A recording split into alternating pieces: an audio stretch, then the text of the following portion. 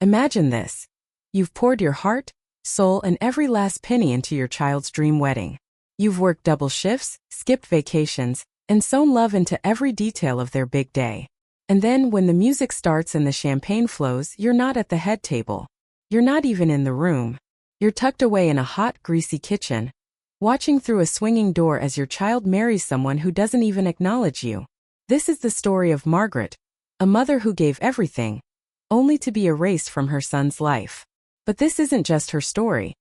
It's a wake-up call for anyone who's ever felt invisible in their own life. Stick with me because by the end you'll see how Margaret turned betrayal into power, and how you can, too.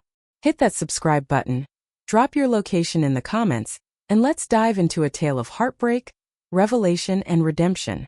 Let's paint the picture. It's a warm summer evening, the kind where the air smells like roses and possibility. Margaret, a 62-year-old single mother, has spent months planning her son Daniel's wedding. She's paid for every detail.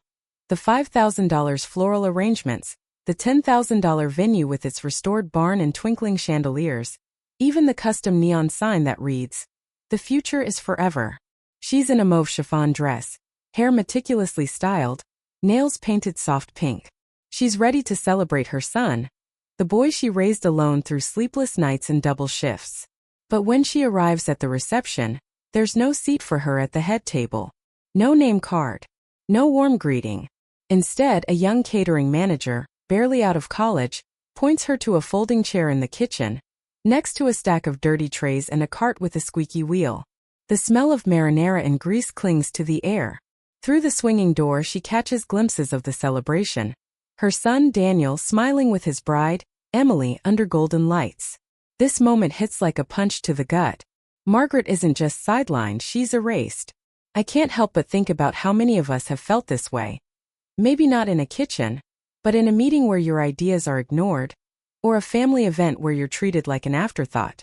It's that sting of being invisible in a space you helped create. Margaret's story resonates because it's universal. She stands there, clutching her beige leather handbag, a Mother's Day gift from Daniel years ago, feeling her hands tremble. The catering manager mumbles something about visual clashes with the wedding's aesthetic. Visual clashes? She's the mother of the groom, not a misplaced centerpiece. This wasn't an accident. It was deliberate. Let's step back and understand Margaret's life. She raised Daniel alone after her husband left when Daniel was a toddler. She worked as a nurse, pulling double shifts to afford his braces, his school supplies, his first car. She stayed up nights sewing buttons on his uniforms, driving him to chess tournaments, wiping tears after his first heartbreak. Every sacrifice was a brick in the foundation of his life. And now, at his wedding, she's relegated to the kitchen? I think about my own experiences here. I remember helping a friend plan her baby shower, spending hours on decorations, only to be left out of the photos because I wasn't family. It's not the same scale, but that feeling of being unappreciated cuts deep. Margaret's pain is compounded because she's not just unacknowledged, she's humiliated. Emily's mother, Susan, kisses Daniel's cheek like she raised him.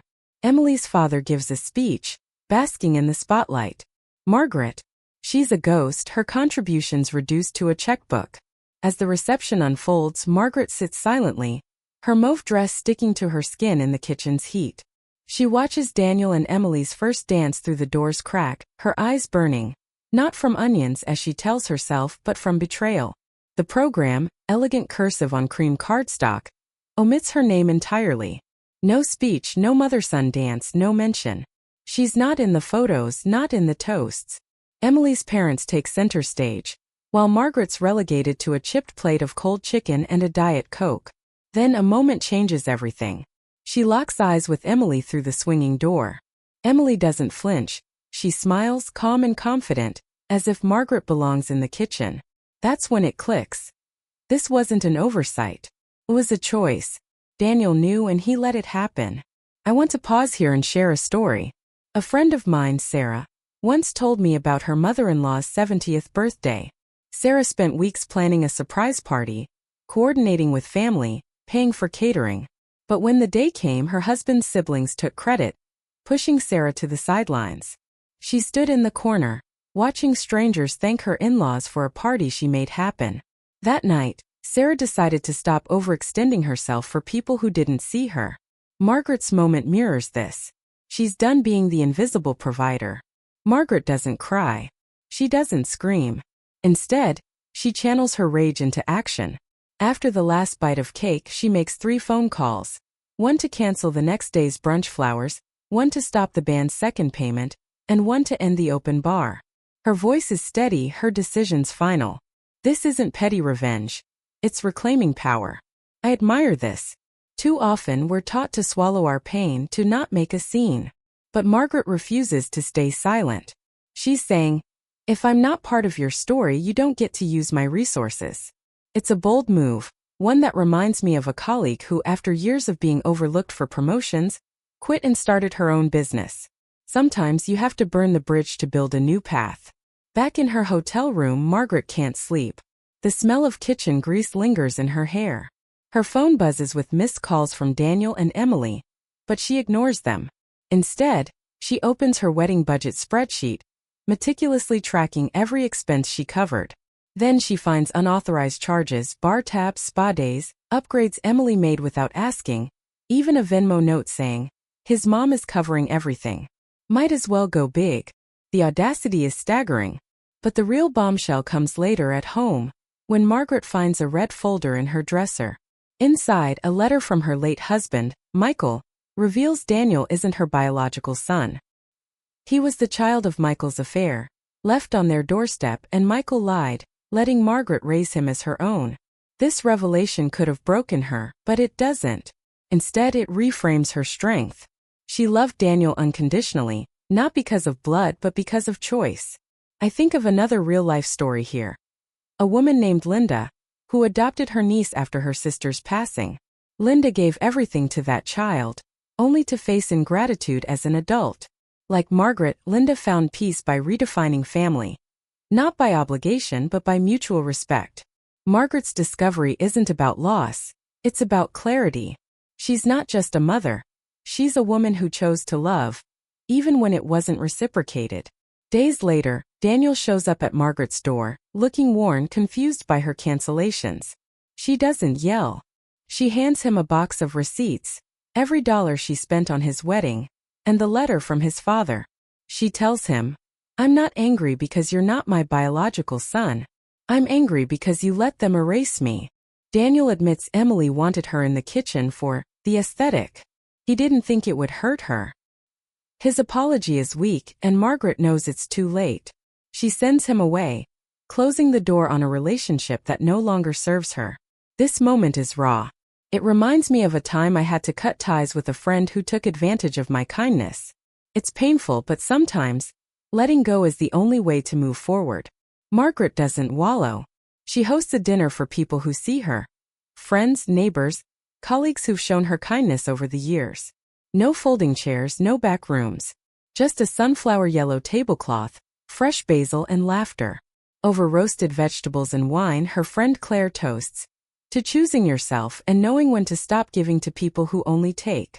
Margaret raises her glass to the mothers who've been asked to sit in the kitchen after building the house. This scene is powerful because it's not about revenge. It's about rebuilding.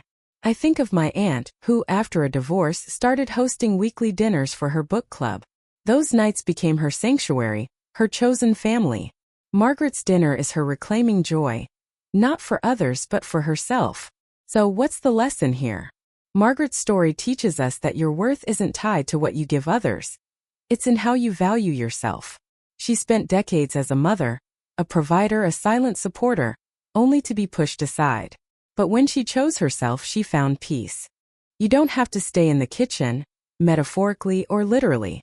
Whether it's a job, a relationship, or a family dynamic that makes you feel invisible, you have the power to walk away, to cancel the open bar of your time and energy, and to build a table where you're the main character. Ask yourself, where in your life are you sitting in the kitchen? And what would happen if you took your seat at the head of the table? Share your thoughts in the comments, and if this story moved you, subscribe for more stories of resilience and redemption. Until next time, choose yourself.